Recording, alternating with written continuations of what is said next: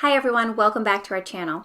We know that gut health plays a vital role in our overall health, and any disruption in our gut can have significant effects on our quality of life.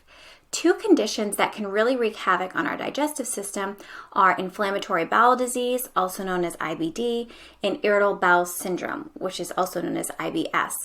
Although they may sound similar, they are two distinct conditions with diverse symptoms, causes, and treatments. So you may be wondering which one is affecting you.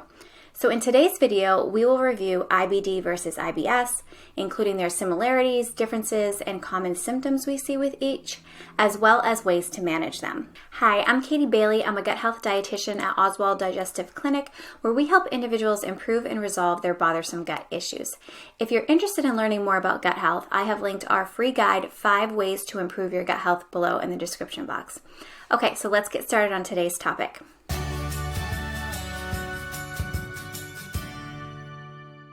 IBS is a condition that is characterized by abdominal pain and changes in bowel movements like diarrhea or constipation. IBD is characterized by chronic inflammation of the GI tract and can lead to significant damage. You may be wondering, how can I tell the difference between IBS and IBD? So in regards to symptoms, IBD can have the abdominal pain and changes in bowel movements just like IBS, but it also has more severe symptoms sometimes like weight loss, bleeding, nausea and vomiting, nutrient deficiencies, anemia, among many other things. With IBS, there are no abnormal physical findings on a colonoscopy and are generally diagnosed using the Rome 4 criteria once all other possible GI conditions are ruled out. If you're not familiar with the Rome criteria, it requires that you have recurrent abdominal pain for at least 1 day a week over the past 3 months and is associated with a change in the frequency and the form of your stool. With IBD, there are observed physical changes to the colon found on a colonoscopy, as well as elevated inflammation markers that are found either through lab tests or biopsies of the tissue in the colon. Overall, the major difference is that IBD is an inflammatory condition that can cause more severe symptoms and damage, while IBS is associated with altered bowel movements and causes discomfort but no visible damage. IBD symptoms tend to be chronic and progressive, while IBS symptoms can be more sporadic. So now that we've discussed the differences between the two, we're now going to look at what are the 3 types of IBD and IBS. The first type of IBD is called Crohn's disease, which is an inflammatory disease that can affect any part of the GI tract from the mouth to the anus.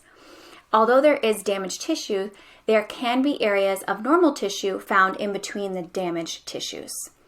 The second one is called ulcerative colitis, and this is an inflammatory disease that affects the colon or the rectum, and the area affected is usually a continuous line of damage, unlike with Crohn's being spotty. And it's also associated with more bleeding than with Crohn's.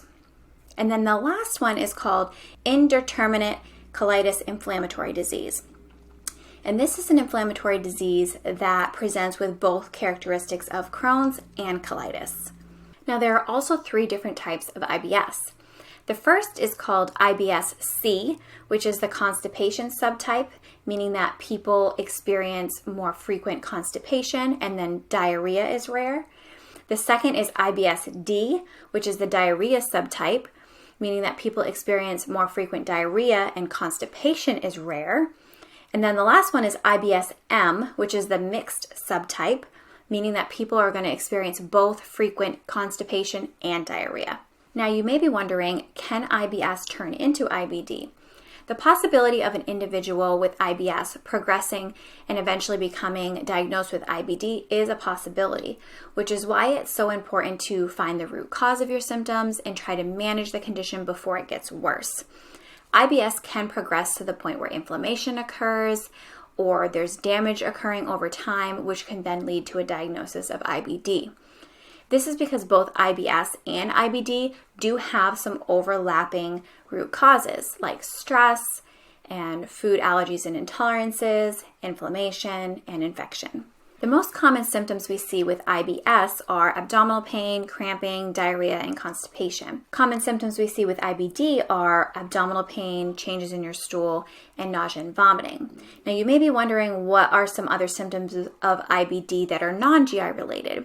People with IBD may also experience fever, weight loss, nutrient deficiencies, anemia, joint and skin issues as well. What about your stool? So what is your stool like with IBD? Well, IBD stools tend to be abnormal in that they're either experiencing diarrhea or constipation. Blood and mucus is also very common to see in the stool, and you may also see yellow stool or really foul-smelling stool if the IBD is causing the malabsorption of nutrients. Now, it's important to remember that not everyone with IBS and IBD are going to have the same symptoms or severity or food triggers. So what foods do trigger IBS? Well, that's, like I said, going to vary per individual. But there are some key foods that people with IBS do generally have difficulty with. Things like gluten and dairy and highly processed foods, excess sugar, and some fermentable carbohydrates. It's important to work with a professional to determine your specific food triggers so that you can have some relief while they work on the root cause of the problem. Now that we know a little bit more about IBS and IBD, how do you manage it? Well, IBS treatment generally involves lifestyle changes like modifying your diet, increasing low-intensity exercise, and stress management. IBD treatment is generally associated with medications or supplements to help decrease inflammation, and also some lifestyle changes similar to IBS. Sometimes surgery is done to remove damaged parts of the digestive system. Living with IBS and IBD can be challenging, so I highly recommend that you work with a professional to help ease your symptoms while getting to the root cause of the problem. We work with clients all the time that have IBS or IBD, and it is possible to get symptom relief if you have the right strategies and tools. To wrap up our topic for today, IBS and IBD can really wreak havoc on the digestive system and cause uncomfortable symptoms. IBS causes abdominal pain and altered bowel movements, but no visible damage, while IBD can be associated with inflammation, more severe symptoms, and tissue damage in the large intestines.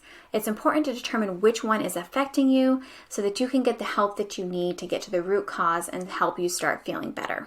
If you liked this video, please hit the like button and subscribe for more nutrition videos.